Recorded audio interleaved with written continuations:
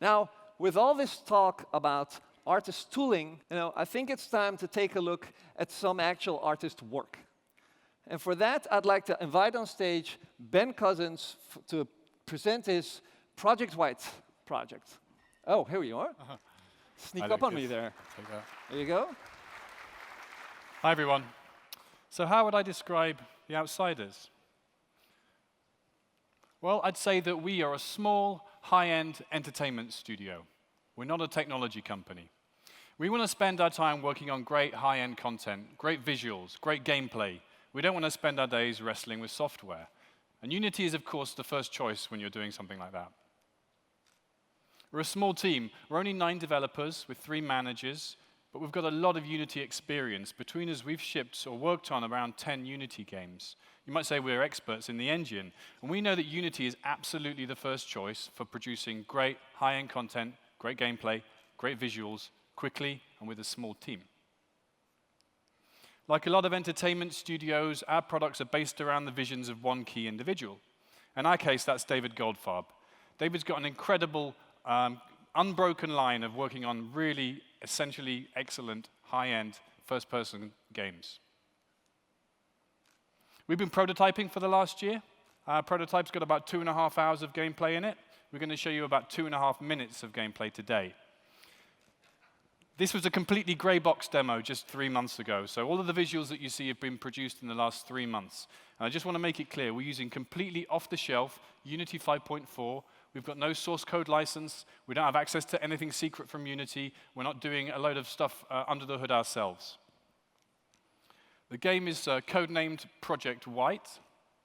It may contain content that's inappropriate for children. Let's head over to the demo. Project Wight is an RPG, and it's set in an alternate history of the early Viking era.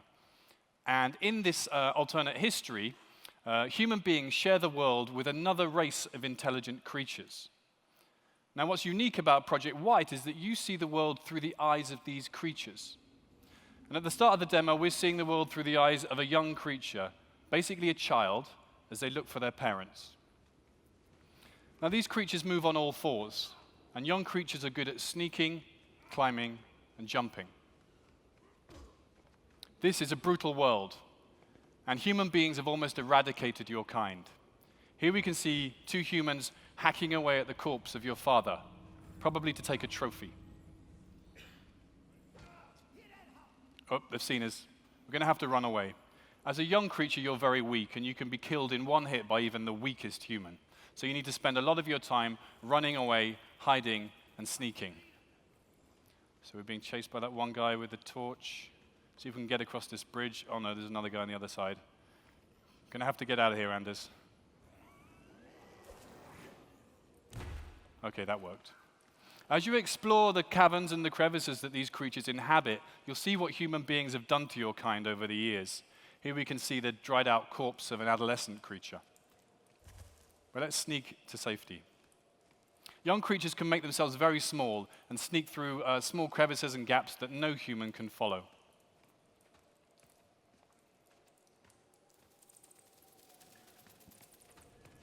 This huge, beautiful cave with a mysterious tree growing in the center is one of the few areas of refuge for creatures of your type.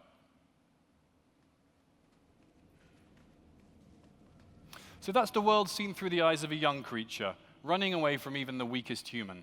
Let's move forward in time now and see the same world through the eyes of the same creature, but this time as an adolescent. Much stronger, much more powerful, and see what they're capable of.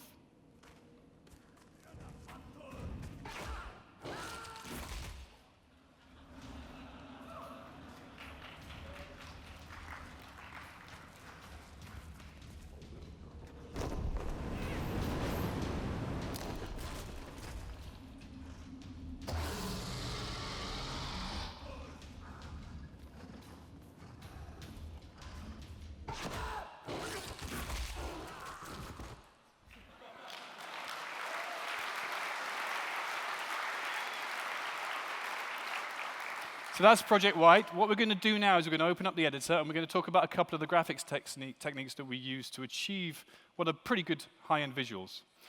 One of the things that's really important for us with this game is that because we have the camera so close to the ground, we need a lot of detail down there, more detail than you would need for a normal first-person game. Think about the camera at 1.5 to 2 meters for a first-person game, for a third-person game even higher up. So we concentrate a lot on detail on the ground. Now to do this, we used two combined techniques. One is a commercially available asset library, and the other one is a readily available, inexpensive asset store tool. The textures themselves come from Quixel's Megascans archive. We know those guys. They're based close to us in Sweden. They've got really good high-end content. And we combine the data from Megascans with a tessellation solution, which comes from an asset store tool called the Relief Terrain Pack. And Thomas, he's a one-man operator who created the Relief Terrain Pack. He's been working on the implementation of this with us, and we've achieved, I think, really good results.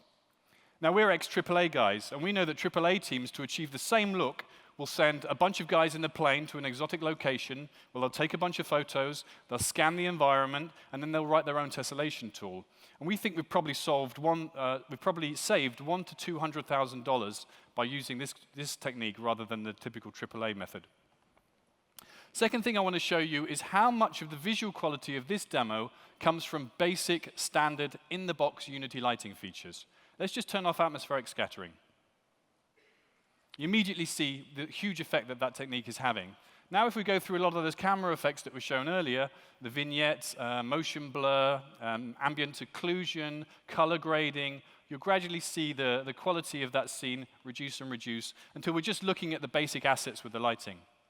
Now, if we keep looking at that same scene and gradually turn everything back on again, you'll again see how much of the visual quality of that demo comes from basic features which are available to all of you as Unity developers. Well, if you want to find out more about how we built this demo, we're doing a breakout session today at 5 o'clock. It's a Q&A. We'll have the editor up and we can talk about our process a little bit. But otherwise, thanks very much for your time. Cheers.